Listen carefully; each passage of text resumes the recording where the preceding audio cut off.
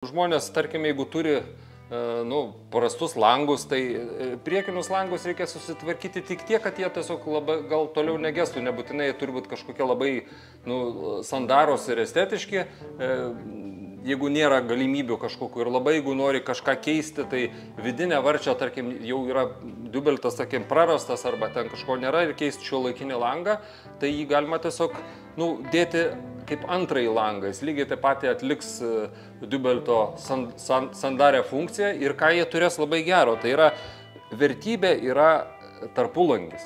Nes joks šiuolaikinis langas, net ir kelių kamerų, ta prasme, jo decibelų varža yra blogesnė negu su plačiu tarpulangiu lango. Tai jeigu kažkas galvoja, kad pasikeisi šiuolaikinį langą ir išmetę tokį klasikinį tvarkingą langą, tai decibelų tikrai bus daugiau. Tai tas svarbu saugoti, kas yra, nėra jie tokie blogi.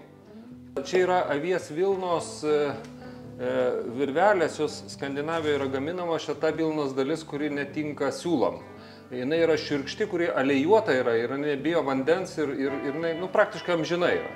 Ir turi tą savybę, kad jeigu ją užtepi, tarsi ją užkali apie langą, jinai labai gerai kaip vilna prisitaiko prie ertmės. Kuo daugiau vietos, jinai išsiplečia, mažiau vietos jinai susitraukia, jinai labai stipriai keičia savo, ir per ją šiek tiek kvėpuoja, nedaug. Taip, su jie net galima ir išorinės varčias sandarinti, tik tai reikėtų šiek tiek palikti gal viršuje pačioj tarpelių, nes sandarinimo esmė yra, visi galvoja, kad priekinis langą reikia labai stipriai užsandarinti, iš tikro reikia žiemą užsandarinti dubeltą. Priekinis langas saugo tik tai nuo to pirminio atmosferos vėjo spaudimo, kur jeigu dar langas varčios atsidaro išorę, tai jos kaip tik dar geriau prispaudžia, dar yra sandariau. O vidinis tai jisai saugo būtent, kad drėgmė nepatektų iš vidaus į išorę. Senovinės medžiagos tai būdavo tiesiog popierius, čia rastas šitam name tiesiog mėtėsi popierius, kuris su krakmoliniais klijais yra taip pat užklijuojamas dubeltas kiekvieną sezoną. Užkemšama, ten gali būti vata kokia nors, šiuo atveju čia yra kanapių vilna, užkišama su mentele ratu, gerai užklijuojama, atlieka puikiausią tą pačią funkciją labai paprastai ir gerai. Tos visokios gumytės, kurios yra ten dabar pardavinėjimas sulimpančios, tos gaunasi kiekvieną kartą porolonai, jie susensta, palieka klijų žymes ir ten visokius kitokius dalykus, tai yra nelabai. Dar silikonas gali būti naudojamas, įleidžiamas, tokie kaip vamzdeliai, jie turi irgi gan gerą tą išsiplėtimo, tą, kaip sakyti, tą toleranciją išsiplėsti ir susispausti irgi daroma būna.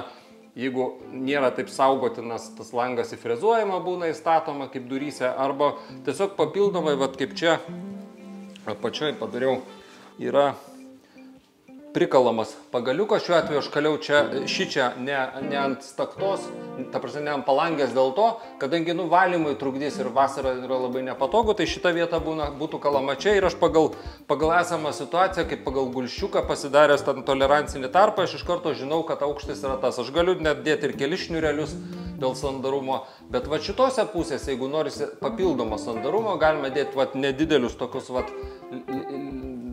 pagaliukus, prie kurių taip pat galima jau pačioj staktoje apšaudyti tą virvutę ar kažkokiu kitų sandariklių.